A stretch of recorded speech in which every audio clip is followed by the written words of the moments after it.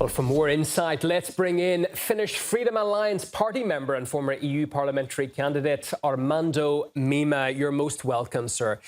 Your view on what we just heard there from the retired Italian general. How sobering are his comments for the NATO bloc? Will they be heeded? Will they be listened to?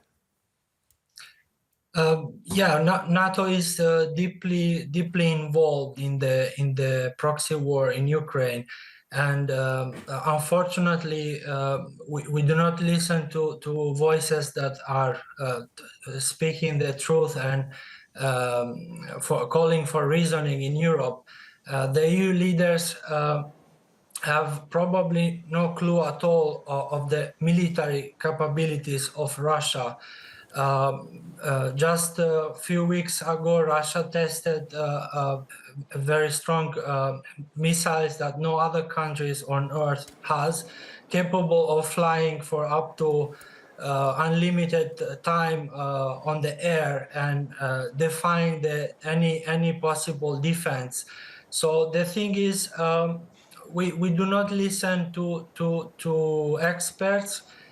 We do not listen to politicians. We do not listen to anyone. So it's a very dangerous situation, because those who are in power, they do not listen to people. Like, there are much more authoritarian voices than me in America, John Mearsheimer, Jeffrey Sachs, and other experts that they're saying all this can potentially lead us to a nuclear war.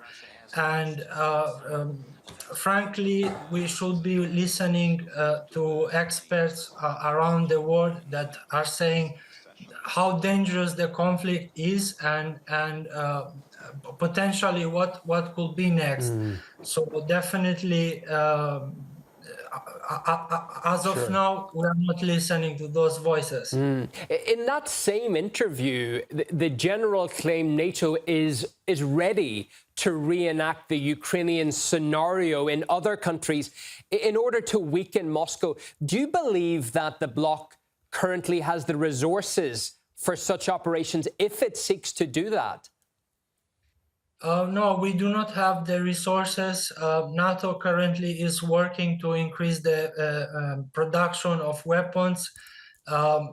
Previously, Russia could produce in 3 months what all NATO countries could produce in 1 year. So logistically, it's impossible as of now for NATO to be involved directly in the war, and second, to have potentially other fronts. So Secretary Rutte said that they are investing heavily into the military defense industry to reach what Russia is capable of producing. So right now, NATO is trying to reach those standards, and I don't know exactly when they're going to be able to produce as much weapons as Russia, but this is the direction they're trying to achieve. Well, so, just on that direction, just to add to that, sir, the Belgian defense minister also suggested that Moscow is connected to the recent drone incursions into that country's territory. Is such rhetoric perhaps readying us for further anti-Russian measures? No, this is a sort of psychological warfare that they're trying to impose on the European people to again portray Russia as an enemy and to justify what the European wants to spend about 700 billion in weapons.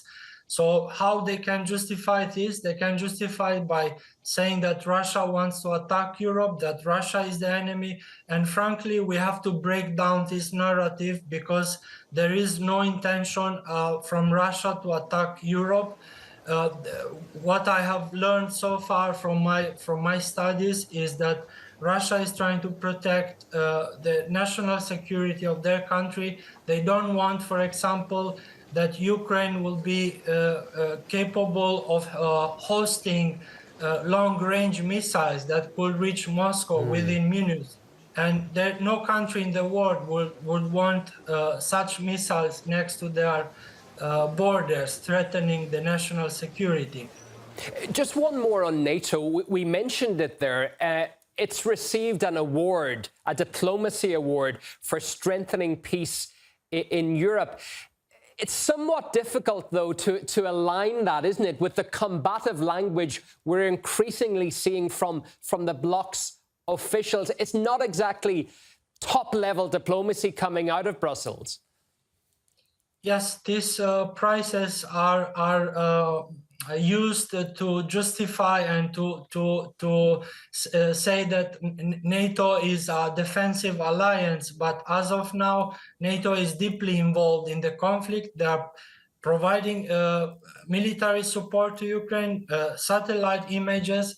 They are collaborating with Ukraine 24 hours per 24, every single day. There is no action that Zelensky is making in Ukraine that NATO is not aware. So they can like they gave the Peace Nobel to Machado, but then she called for a regime change in her own country, and she called for America to invade her own country. So we can clearly say that having those prizes doesn't make you a peacemaker, but I would expect from NATO to be at least evaluate the risk of a nuclear war. So they're not evaluating the risk of how this conflict could develop.